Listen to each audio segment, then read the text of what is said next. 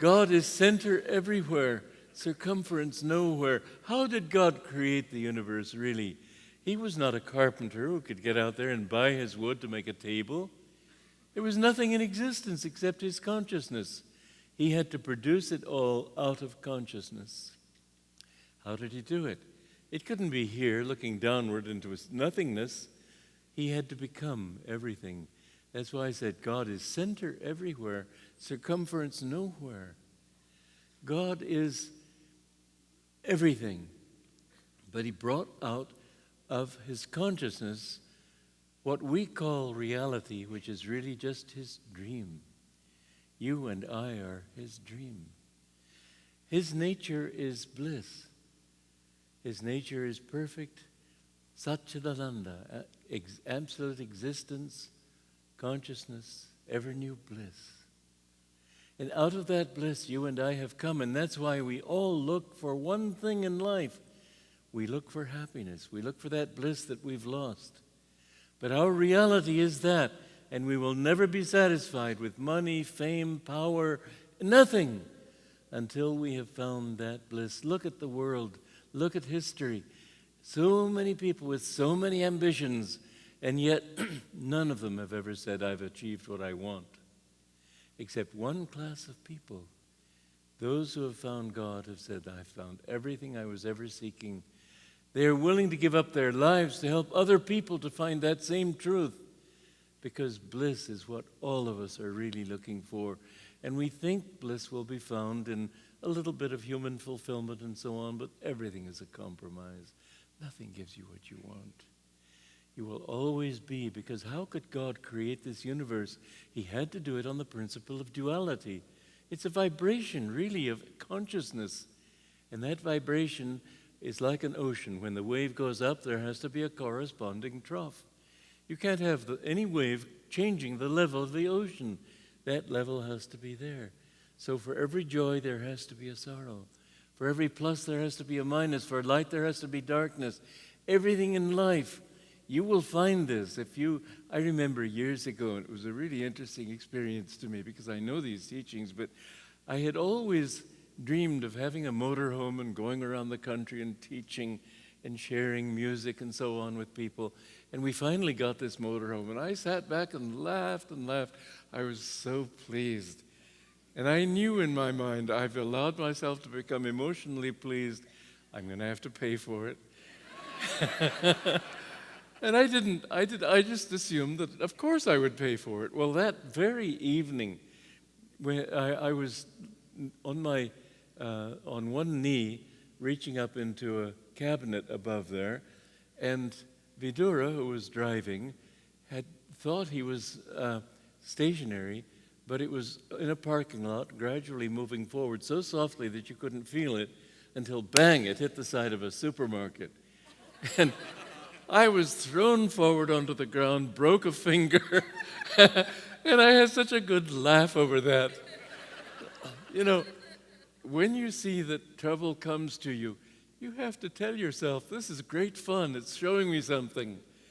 Don't get all that distraught and desperate about it, because you know that every time, this is a law of life, every time you give in to the exuberance of success, you will have to have the same kind of failure.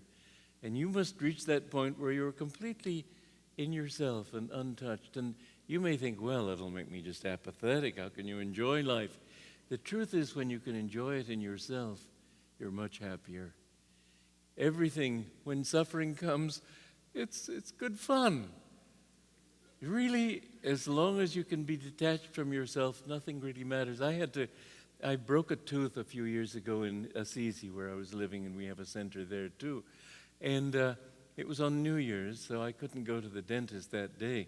But the next day I went, and it was right in the front here, broke off at the gum line. And he said, well, it's going to take 4 visits. First of all, I have to reach in there and kill the nerve. Then I have to sort of drill a post into your jaw, and then I have to do different things before I finally can stick the old tooth back onto the other 4 visits. I said, look, I don't want to keep coming back here. Just do it now. He said, oh, it's going to hurt a lot. I said, don't worry. I don't even want anesthesia. I was just thinking, well, I've lived a long life, and this is just a few moments in that big panorama. Who cares? And so I was letting him go ahead and do it. And he cut the nerve and was showing it to some friends. I kept my eyes closed. Then he drilled this post in there, and in an hour I was fine, and it didn't hurt me, because I accepted that it would probably hurt a little bit, but it's a small thing.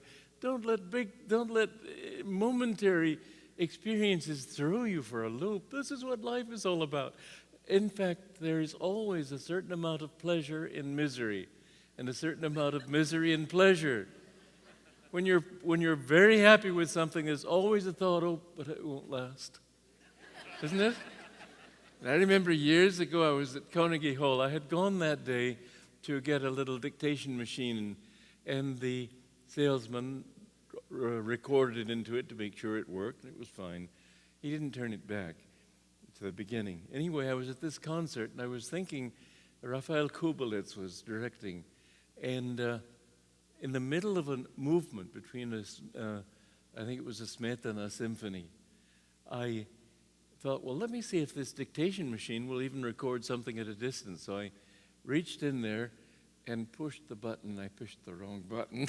The whole hall was filled with, hello, testing, 1, 2. You know, moments of supreme embarrassment don't come that often. He reached 4 before I could find the stop button. And even at that moment of his extreme embarrassment, I was thinking with self-congratulation, what a story this will be. You'll find some woman she went to Yogananda and she described this harrowing operation she had had. And finally he thought, well, my goodness, she's still suffering from it. It must have been just last week. He said, when did you have this operation? Oh, 20 years ago. Why live in such things? You can live at peace and be happy all the time if you understand that your reality is not in this world, which changes from day to night, from heat to cold, from joy to sorrow, from success to failure. This is the nature of reality. Don't let yourself become identified with anything that goes on, but understand that inside there is a reality that never changes.